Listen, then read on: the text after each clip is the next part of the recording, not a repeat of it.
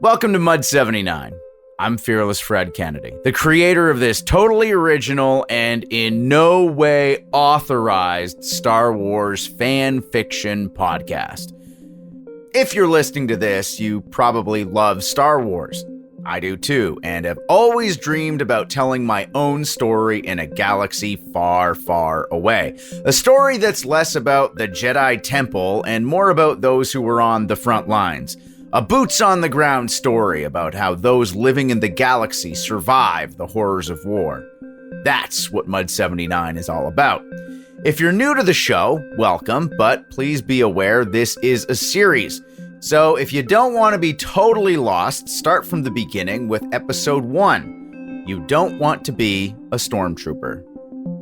This is episode 30. There are fouler things than huts in the dark places of the world.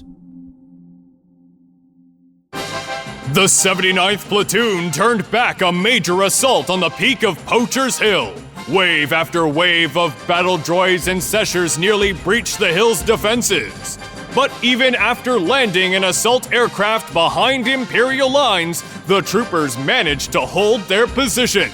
If not for their additional support from naval engineers, who proved to be stormtroopers in disguise, and the surprise return of Purgers red and blue, who knows what could have happened? The Purgers are back in the mix? What was Imperial Command expecting?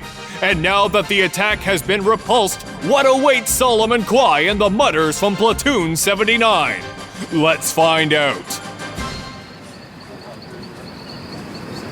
We sallied up in loose order. I still kept an eye on those speeders, then saw Puenda on her way over, bandage wrapped around her head, hiding one of her eyes. That plasma burn from the blown uptake was worse than we thought. Started eating through her face, and would have left some lasting scars if it wasn't for Husto. She was walking a little lopsided, but she insisted she was fine. It looks worse than it is. Vama says I should be able to keep my eye, at least. Little mercies. Gintala went over us one at a time, asking about the state of our gear, any injuries. She was encouraging to the FNGs, insisting they handled themselves well, even though some of them didn't. But that was her job. Keep us confident, focused. The rest of the sergeants were doing the same with their squads. I glanced around, relieved at how light our casualties were. Given the ferocity of the enemy offensive, you'd expect us to be down a quarter of our number at least, but no. Well, maybe with injuries we were down a third, but in terms of deaths, we'd only lost 1 in 10, which was good for the Western Theater. It helped that we had so much experience, and also that our specialty troopers were striped. Accurate mortars and a Z6 gunner, who works in tandem with your grenadier to funnel the enemy, can and will change the face of a battle. At that point, you just need your grunts to take the initiative. Move forward! Keep firing! To use the advantage they're given. And we did, to lethal effect. Husto came through after. That guy was run ragged. Blood spatters on his face, smudges of red and rust all over his fatigues. How's that shoulder, Quai? He had me pull off my chest plate and jacket. Then he scraped off the last bits of remaining Bacta foam. Looks good. He slapped it a few times while looking at me, watching to see if I flinched. Checking the pain meds. I didn't feel a thing. Okay, just hold still for me. He pulled out a pair of clasps from one of the medic packs on his weapon, along with a handheld scanner. Then reopened the wound on my shoulder and reached into it with the clasps. You might want to turn your head and let me know if you feel anything. He got something. I felt it move beneath my collarbone. and then he pulled out a sliver of metal with a broken bolt on it. He wound up going back in to get another chunk that had broken off inside. In the end, he had to go in 3 times because the pieces kept breaking off, tearing into the flesh around my shoulder. Sorry about that, Corporal, but a war hero like yourself, I'm sure it's nothing. He had a smirk while he shot me up with more pain meds and hosed my shoulder down with fresh Bacta. I don't know if I'd just gotten used to him or whether he was starting to actually like me, but that was still my fondest memory of the guy. I was pulling my gear back on when Largo came by with the LT. Congratulations, 79. You've won an important victory here today and delivered a devastating defeat to enemy forces in the area. We've been given leave to return to the hotel, but several of you have been handpicked by Captain Largo to assist in cleanup operations here on Poacher's Hill. When you hear your name, step forward. Otherwise, grab your gear and board the Sentinel. He called out 7 names: Arkim, Mondi, Busto, Murray, Hafspar, Kyra, and me. Let's make it quick, 79. The LT made eye contact with me as he was joining the rest of the platoon. Listen to the captain, quiet. You'll be fine. Then he nodded, kept going, calling out to Mel now and Gintala. I heard him asking about the platoon's status before Gintala started barking out orders for everyone to hurry up. Largo told us to take a breather on the southeast end of the crest. Said some of the stewards would be by with ration packs, and he'd brief us when the rest of the platoon was gone. Very short with his words, like we were an afterthought. So casual with all of us, even the sergeants, but we did as asked, took a breather and looked down the hill as the night took hold and the dominant color of the sky shifted to purple. It was a nice view, despite the stench of death and the carrion feeders moving in. The wind was still shifting the treetops below, just like it had been before the fighting started, like it never happened. We were all making idle small talk. Kyra was sprawled out, possibly asleep, when the Sentinel began lifting off.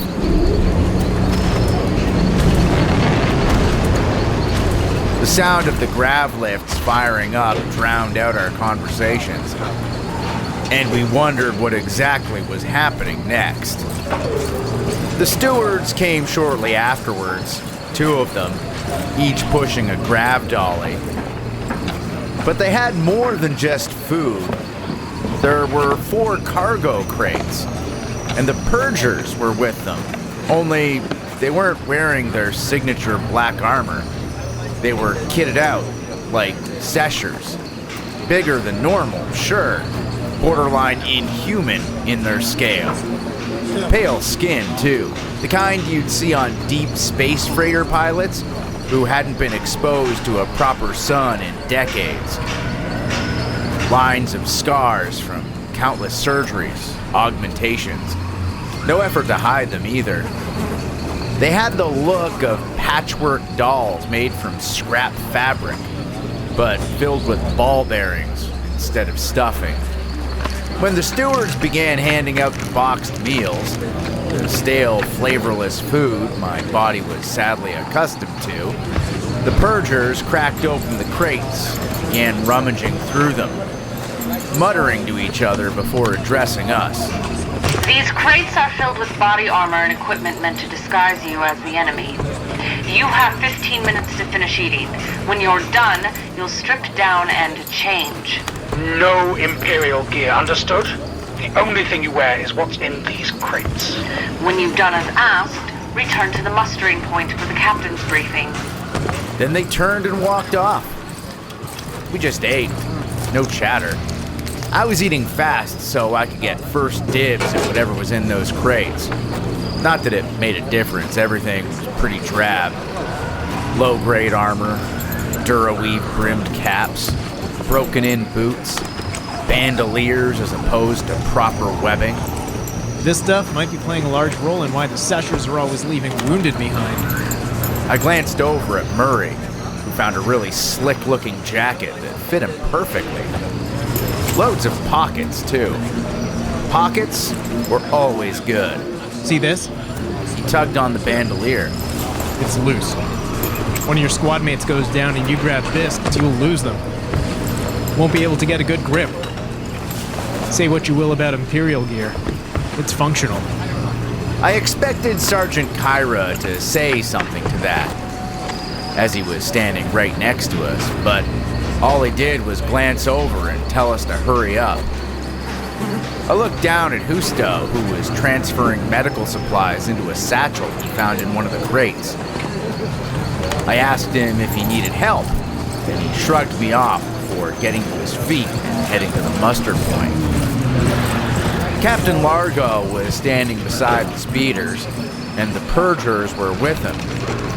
They had a small holo projector with 3D images of the surrounding area, and what I assumed was a deep network of caverns below. Kyra and Hefspar were there with Mondi and Arkim, all trying to get a peek, but not asking questions. I was about to ask some questions of my own, any details I missed, when Largo spoke up. I know you're wondering why you were chosen, why you're here, and what the hell is going on, so pay attention. He was a lot less regimented than I'd seen him before, less military, if that makes any sense. Like, the veneer was gone. This outpost was bait. We lured the enemy in, now that they've come and we've sent them packing, it's time for the next phase of the operation. We're going to track down the entrance to one of their major cave networks. We're going to infiltrate their position, and once inside, we will neutralize what Imperial Command believes to be their last remaining communications hub, effectively ending any large-scale secessionist activity in the area. He let that hang there, and my mind wandered. I didn't even think about the immediate danger that we were going to be entering a nest of vipers. I just thought, right on, it's going to be over.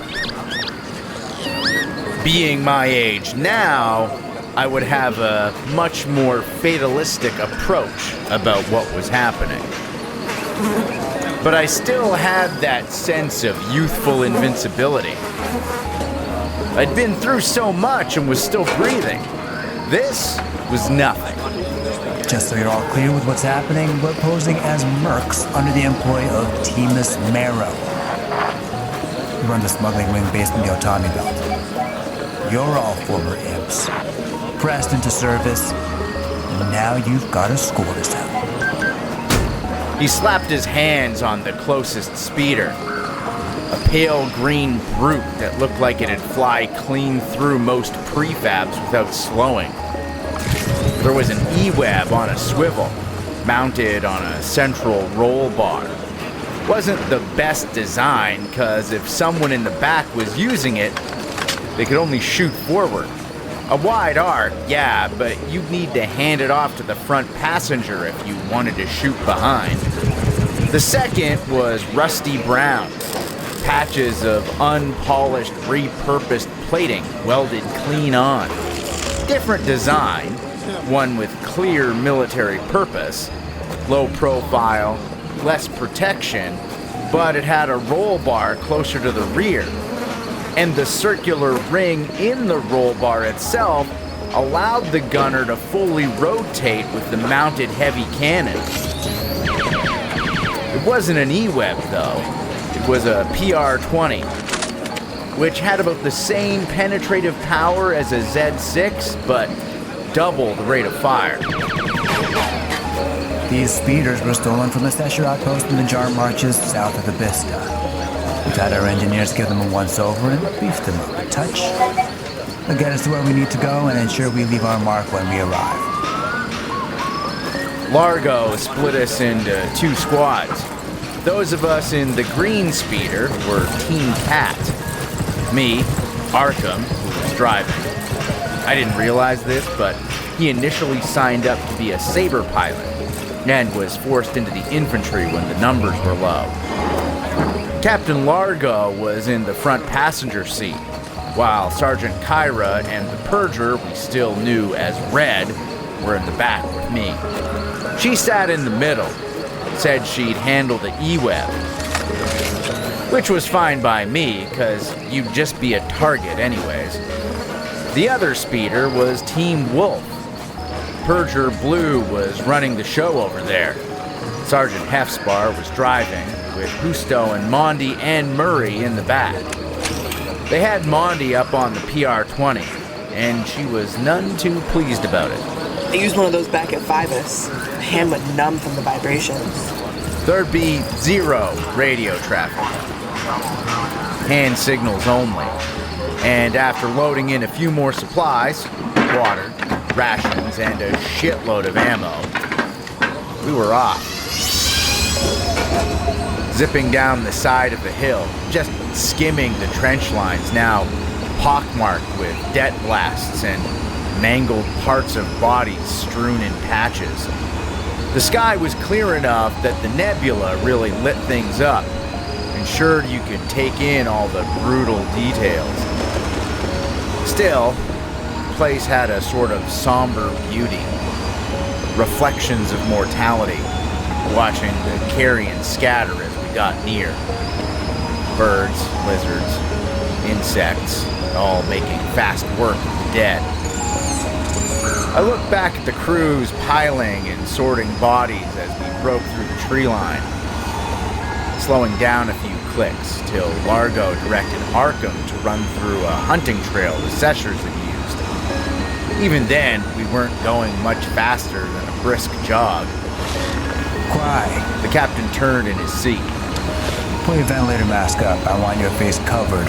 Those recruitment ads have put a bit of notoriety in that mug of yours. I joked that I didn't mean to be a liability, and Red responded without even looking over. Then keep the mask on, Corporal. It was Arkim who wound up breaking the silence in the vehicle, starting some chatter with Largo after we'd been cruising along in pitch black for close to an hour. So Skip, why us, huh? You probably got some real deep contacts in the white coats, but you're dragging a bunch of muddy gray into the fire? What's the deal? Keep your mind focused on the mission, Trooper. Sergeant Kyra was minding his side of the speeder, staring out into the inky undergrowth. No, Sergeant. I can answer this one. It's a good question. Maybe he'll learn something about tactics. He was staring ahead, scoping our route, and occasionally backed down at a data pad in his hand. Bringing in too many out-of-system resources would draw too much attention. All kind of attention. They're secure, yeah. There's always chatter. We needed the secessionists to believe they could acquire them scan. That it was valuable enough to justify the risk. If they knew the system was crawling with Imperial intelligence, they'd have laid low. And we can't kill them. They don't raise their head and sniff around. So I assessed what resources were at hand and made a decision. So, if you know so much about the network and the echoes, how come you didn't go in weeks ago? I stifled a chuckle in my mask and kept looking forward. Arkim had no shame. I loved it. The captain seemed amused too. Because we didn't know how to get in. I'm Kafar, Private. Some of my people have psychometry. The ability to read the memory of an object. To know where it's been. It's not the same for everyone, but if I get to something quick enough, I can pinpoint a pretty specific list of locations. And those ARC troopers unknowingly handed me some very unique pieces of gear. The rifles they carried, their helmets, a lot of intel. And all of it, right here. He tapped the side of his head with a grin, then told Arkim to focus on the path ahead. We'd be hitting our first target in a few minutes, and he wanted everyone ready. I checked my blaster, the uptake specifically. It was an A280, but a CFE, not a standard issue. CFE stood for Covert Field Edition, and it was really just a big, clunky pistol. But with the right attachments, it could be modified into a longer-range blaster rifle. Not quite the range of my E11S, but longer than a standard blaster and a higher rate of fire that still maintained its stability in a burst. It was a really solid firearm, and the multi-optic scope was a very nice piece of gear. It was properly fitted by someone who knew how to kit a weapon to field standards. The captain leaned over to Arkim, mumbling some details while motioning to the data pad in his hands, then turned back to us. 3 minutes out. Red, hop on the E-Web and keep it prime. Things get hot, you love the place. Mind the comms gear, we see a dish, antenna, anything, back off. Everything else is fair game. You looked at Kyra, and then back at me. We're coming up to a small comms relay. The Steshers use this one to coordinate the assault on Poacher's Hill. Intel says they've seen some bad traffic come by. They know they failed. It's flaky cover, but we don't need to sell it to them. Just needed to get in close and drop them. Keep the guns hot and stay close to cover. This could go south quick. While out on patrol, we came across countless abandoned comm sites. There'd usually be tasty bits of intel left behind that was all bogus, and usually booby-trapped. The Steshers were smart. They didn't leave anything important behind. The ones running things only showed us what they wanted us to see. And they always made sure there were some hollows of our prisoners getting tortured. They loved knowing we saw what they did to prisoners. Sometimes they left comms gear loaded with encrypted viruses, hoping we uploaded into Imperial communications networks. Really clever stuff. Had to give them credit for making a little go a long way. Arkim pulled the speeder beneath the fronds of a massive weeping tree. The kind we avoided because peeds nested in the upper boughs by the thousands. But this is what the captain wanted, and you got the vibe his casual demeanor would sizzle like steam at sunrise if we didn't do as we were told. We hopped out, and when Arkim began to do the same, Red piped in. You stay. Keep the lift spooled and be ready to punch it. I saw him nod and then walked up beside Kyra, who'd been oddly quiet since we left. The three of us paced forward, Red and Arkim hanging tight under the tree. I looked around for the other speeder, but didn't see anything. Didn't even hear it. They're holding back. Sergeant Kyra must have caught me looking, even though I'd done my best to seem casual. We don't want the enemy knowing our numbers. Keep every card close to your chest. That's the way these things go, Corporal. You just gotta take it as it comes, head on a pivot. We hadn't walked very far, maybe 20 meters or so, when there was a shift in the foliage at 11 o'clock. I raised my rifle on instinct, stimulus and response, the benchmark of Imperial training. But Largo raised his fist, hold. He stood there while Kyra and I dropped to one knee. I was focused on the spot where there'd been movement. Kyra was eyeballing the whole sector to our right and front, noon to 3. A voice called out, gravelly, broken. Harbor. The captain paused, then responded. Massacre. Basic call signs. We did the same thing when returning from the line. A vert rose from the foliage. Had a slug thrower, looked like a slug thrower. Heavy gauge for sure. The kind that'd punch right through armor. Do some hefty damage.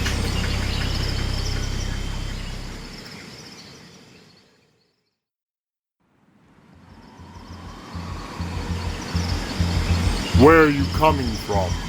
We were supposed to be part of the crew that went up the hill. But by the time we got here, you idiots had snafu'd the whole op. The Verk's posture changed. His shoulders tensed and he pulled the slug thrower close. His fingers tensing around the barrel. What do you mean was supposed to? We just broke orbit 2 days ago. Been avoiding imps to get here in time. team as Marrow hired us said we were needed. By the time we showed up, you'd already bungled the whole thing. I need to use your comms array. Tell them your contact is canceled. It's a death sentence. Why don't you use the one on that speeder you left back there? Because your bosses, the ones who seem obsessed with making bad decisions, had us remove the comms units before dropping out of orbit. Said they were too easy to track and that we'd get new ones when we landed. But that never happened, so now we need to use yours. The captain was saying all the right things. You could see the Verk accepting what he was being told. A recognition mixed with annoyance. Well, what if I don't think I should be helping traitors like you with no love for the cause? If this guy was trying to rattle Largo, it wasn't work. That guy didn't flinch. He put his hands on his hips and just started laughing. A really dark, cynical laugh, like he'd given up.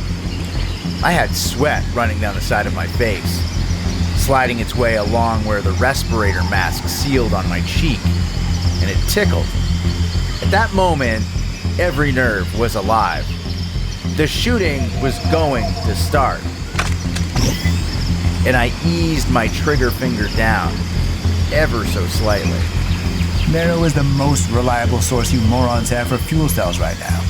He told me that himself. And if we don't get to use the comms array, if you piss him off, the tap runs dry, and you'll be back to raiding mining camps for fuel. So you tell your bosses that. Tell them you grounded the few fighters you have left. The Verk just stared, weighing his options, and then motioned us forward.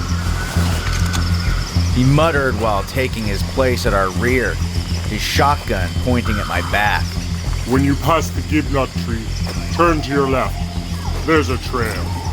We passed the tree, and I started noticing a lot of beat-down vegetation. Multiple sets of tracks converging and leading into a soft depression. A crater, 10 meters deep, 15 wide, made from an explosive, long grown over, and now safely hidden below the forest canopy. If it hadn't been for that beaten path, I wouldn't have noticed anything. The foliage was so thick it made for excellent cover. It was so easy to hide out here. The comms array was huddled next to the rise on the far side, covered by some ragged camo netting, a few prefab walls held together with strapping, a low-grade fusion generator giving off exhaust. You could smell it, faint but there. Nothing on the scale of what you find powering a fortified outpost. Next to the generator was a cloak. Different configuration from what I'd seen, but the emitter was easy to spot. There was another makeshift structure to the side, more open, netting hanging low. Could still get a decent view inward, a few beds, more like tables really. It was serving as an improvised medical station. The dead and recovering were lined up on the ground beside, laying in rows. It was hard to tell them apart.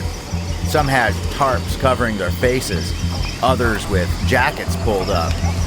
Most not even moving. They had a collar inside tending to the wounded, probably a village doctor taken as a slave. Whoever they were moving at a frantic pace. We'll be moving out soon, so make it quick. I will. The captain looked back at Cairo. Take a look at the wounded, give them any aid you can. I think we have a few canisters of vodka to spare. Yes, sir. Cairo responded and headed for the medical station. I followed, slung the rifle over my shoulder and reached through my webbing for a few canisters of Bacta. I waited in the clearing, but stayed close to the entrance as he pushed the netting inside. The doctor caught the movement and looked up. She was riding high on stims, the eyes darting about, really dosed. Are you here to help or kill me? Cairo raised his weapon and shot her point blank. I wasn't sure what was happening. Maybe he caught something I didn't. I dropped to my knee, got my rifle off my shoulder, letting the canisters of Bacta I was holding fall all over the ground. Then I heard another few shots coming from my side, the comms post. On your feet, Quai. Get to the skip. I raised my rifle and got moving, that fast cover-to-cover shuffle. I came into the comms tent, traced my weapon side to side, assessing targets. 3 dead, a human, face down, shaved head, slight frame, a Twi'lek, green, yellow coveralls, dirty yellow coveralls, face up, blaster marks on her face. The Verk beside them, shot once in the back and twice in the head. Outside, now. Help the sergeant finish off the wound. What was going on? How were these two on the same page when I had no idea what was happening? I stepped back awkwardly and looked over as Sergeant Kyra was walking along, capping off the wounded as they lay on the ground. I started toward him, but he motioned for me to stop, just held his hand up, while he strolled along lazily, firing round after round into the bodies. I couldn't believe what I was seeing. I expected this stuff from the Purgers, even buckets, but not from us. This wasn't what we did. This was something the LT had beaten into us over and over again. I shifted the grip on my rifle, raised it to the brim of the crater, watching the edges, expecting an ambush, a few seshers to charge down over the sides, and an intense all-out firefight to begin. I even stepped forward, taking a spot to the side of the medical tent. Then I heard the whine of a speeder engine getting closer, the sound bouncing beneath the treetops. There were 2 different directions. Then I saw Wolf and Cat, both speeders, stopping for a second near the brim before gliding down and coming to a stop. Get in! The Purger was scanning the site with her E-web. You green, Captain? He came out of the comms tent at a jog, wearing a smile. Stopped to pick up the canisters of Bacta I'd let spill when the shooting started. Then he hopped into the front seat of the speeder. I still didn't know what he did in there. But looking back, I have my theories. He more than likely installed a tracking virus into the Sesher network. As much as he could access, anyway. At the very minimum, he ripped off every byte of data stored within that specific hub. Even that was valuable. You could get an idea of who'd been talking to who, maybe get a lead on one of their contacts or suppliers. He was happy though, so he'd done something at least. We are more than green, Sergeant. Now torch this place. Full burn. Red barked the captain's orders loud, and the 2 speeders backed up over the ridgeline, spraying the site with heavy fire. Mondi was spitting out plasma with the PR-20, near perfect lines, like a beam cannon. Largo leaned over and threw in a thermal grenade as we punched our way back into the jungle. I looked behind us to see a fireball go up, consuming everything we'd left back there. Kyra wasn't fazed. I couldn't shake the image of what I'd just seen him do to those wounded. Just indiscriminate killing. And by the look on his face, he was on his way back home from the mess after a night of drinking. A tired, neutral expression, like stone. I tried to focus on the route ahead. I watched Largo punching coordinates into the nav computer in front of Arkim, motioning him to look over. We shifted direction and then cruised for another hour. That was the worst part. There was no chatter, no talking. I felt cut off. And I wasn't about to start a conversation with the Purger beside me. That was like trying to talk to a bulkhead. She'd probably break my nose. So I just glared out the side of the speeder, periodically checking on the charge of my rifle, studying the components, triple-checking the intakes, and ensuring the sight was as lined up as possible. Anything to avoid thinking.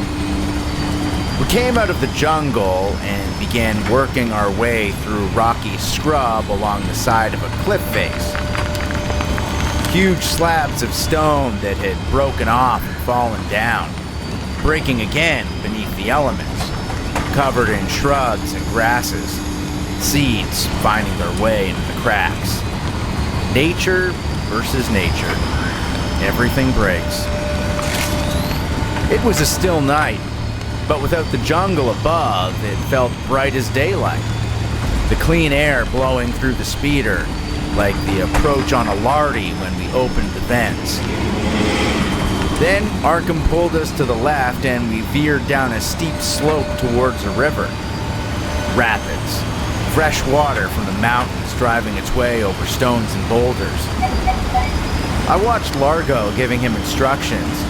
The rushing wind and thunderous rapids ensured I didn't hear a word. Then the captain stuck his arm out the side, signaling Wolf to our rear. The motions were similar to what we used on patrol. I gathered he wanted them close. The rest was out of my wheelhouse. We cruised along the side of the river and saw a small camp of locals. Largo ordered Arkim to slow down. We heard them cheer as we went by. The skip told us to wave. Even fired a few shots from his pistol into the air.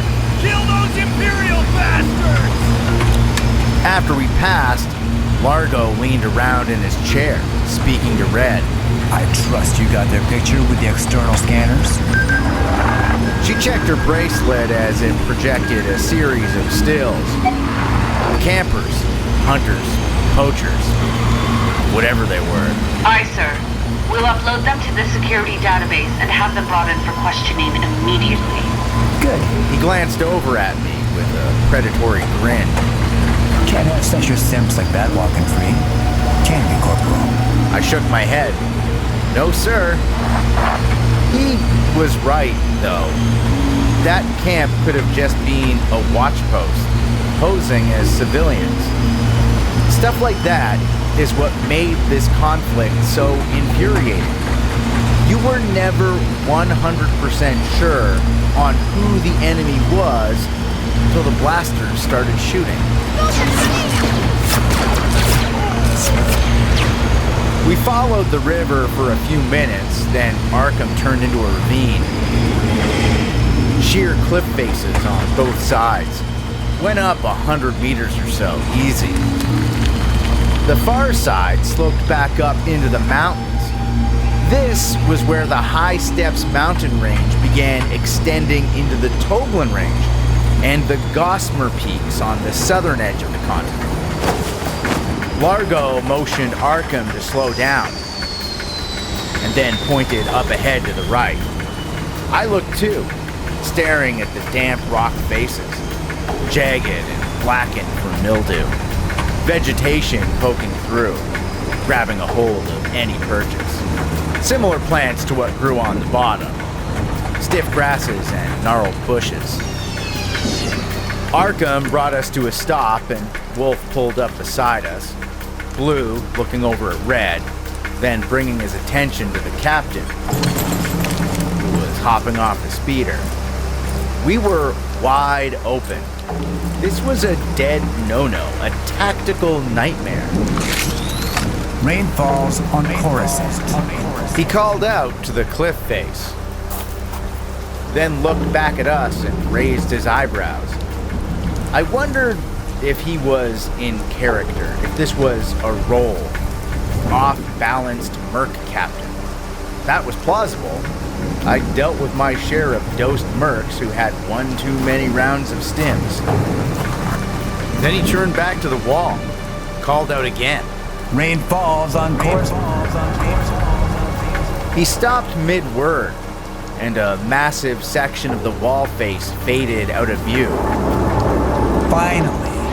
We were looking into a huge cavern opening that extended back deep into the mountains. A black void laying ahead. Over 50 meters wide and 20 high. The walls were smooth. Lines of calcium and mineral deposits running the sheer surfaces and the masonry that had gone into its construction. The captain held his hands high as 2 combat-modified loader droids began clunking forward. They each stood 2.5 meters tall, heavy blasters grafted to their arms, pockmarks from enemy fire. Who knows how many of us those things had killed, and whether they were about to kill more. There were collapsed gun turrets on the far side, toppled piles of stone situated to provide cover for a heavy gun that had been stripped, moved elsewhere. The place looked somewhat abandoned, but there was that telltale scent of shuttle exhaust that blew around now that the hollow shield was gone. Speeders, maybe even some freighters, had been this way recently. Arcs, I thought to myself. Although I didn't really have much familiarity with any aircraft, so this was all just a guess. The lead droid approached with heavy footfalls. Identify. Its blaster pointed at the captain, while the other was looking at us. Who knew what tactical programming that thing had? There were always stories of T-Series droids turning up on the black market. And those things, well, just check out some of the hollows from the Clone Wars. They're very, very dangerous. Let's leave it at that. Debo Helmuth, underemployee of Timus Marrow, access code Delta 43 Bagal, hired by Cobalt. I didn't have a clue what was being said. Well, I heard it, but I didn't know what any of it meant. I was scanning everywhere, though. The cliff face above, all over. All it would take was a few Seshers lobbing grenades from up on high, and we were done. You could give a job like that to kids, and there was a lot of hides and holes up there. Maybe a few dug in behind some more hollow projectors. Hell, there could be an entire gunnery position up there. The second droid, with its grafted cannons honed in on us, took a step forward before the first one spoke again. Credentials accepted. Entry granted. Security standing down. And just like that, the two of them lowered their arms and walked backwards into the far wall. Hollow shield will re-engage in 30 seconds. You heard the clanker. Let's go, let's go!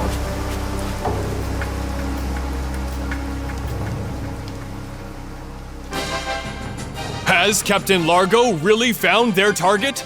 What really happened back at the Sesher aid station? Will Kyra explain himself? Or is this the true face of the Empire? That's next time on Episode 31, The Echoes. Thank you for joining me this week on Fearless Fred Presents Mud 79, a Star Wars fan fiction podcast. If you haven't already, make sure you follow the show so you'll never miss an episode. While you're there, don't forget to rate and review us. It helps grow the show and will make my contemptible harpy of a producer very happy. We're available for free at Apple Podcasts, Spotify, Amazon Music, and wherever else you get your favorite streaming audio. You can also listen at CuriousCast.ca. Be sure to check out the show notes for more information and a full listing of Mud 79's cast. If you want to reach out to me directly, you can find me on Twitter and Instagram at fearless_Fred, or email me at mud79@curiouscast.ca.